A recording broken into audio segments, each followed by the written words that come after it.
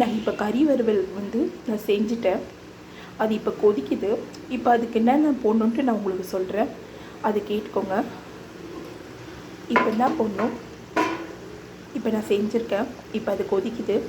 கறி வறுவலுக்கு வெங்காயம், தக்காளி, பூண்டு, இஞ்சி, மிளகு எல்லாம் போட்டுட்டு நல்லா வெங்காய தக்காளியை போட்டு ஃபஸ்ட்டு வெங்காயத்தை போட்டு வதக்கிட்டு அதுக்கப்புறம் தக்காளி போட்டு, ஏன்னா வெங்காயம் நம்ம தக்காளி கூட சேர்த்து போட்டு வதக்கணுன்னா வதக்காது. அதில் வெங்காயம் ஃபஸ்ட்டு வதக்கிட்டு அதுக்கப்புறம் தக்காளியை போட்டு வதக்கிடுங்க. அதுக்கப்புறம் இந்த இஞ்சி, பூண்டு, மிளகு இதை போட்டுட்டு நீங்கள் வதக்குங்க. அப்படி உங்களுக்கு வெங்காயம் கொஞ்சம் வதக்கலைன்னா கொஞ்சம் உப்பை போட்டு வதக்குங்க, வதங்கிடும் சீக்கிரத்தில்.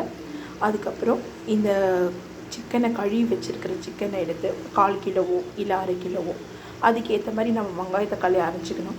அதை போட்டுட்டு கழுவிட்டு நல்லா ப்ரெஷ் பண்ணிவிட்டு நல்லா அதை போட்டு வதக்கிட்டோம்னா அப்புறம் தண்ணி நம்மளுக்கு தேவையான தண்ணியை ஊற்றிக்கணும். ஏன்னா நம்ம கறி தொக்குக்கு தேவையான, கறி குழம்புனா கொஞ்சம் தண்ணி அதிகமாக ஊற்றணும்.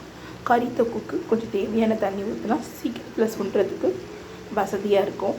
அந்த மிளகாத்தூள், மஞ்சள் தூள், உப்பு, இந்த வாசனை, இந்த மஞ்சத்தூளுடைய அந்த ஸ்மெல் போனவுடனே, அந்த மிளகாத்தூள் மஞ்சத்தூள் ஸ்மெல் போனவுடனே நம்ம அதை ட்ரையாக நம்ம இது பண்ணிவிட்டு இறக்கிக்கலாம். சாப்பாட்டில் நம்ம போட்டு சாப்பிட்டோன்னா, பேசிஞ்சு சாப்பிட்டோன்னா செம்ம டேஸ்ட்டாக இருக்கும்.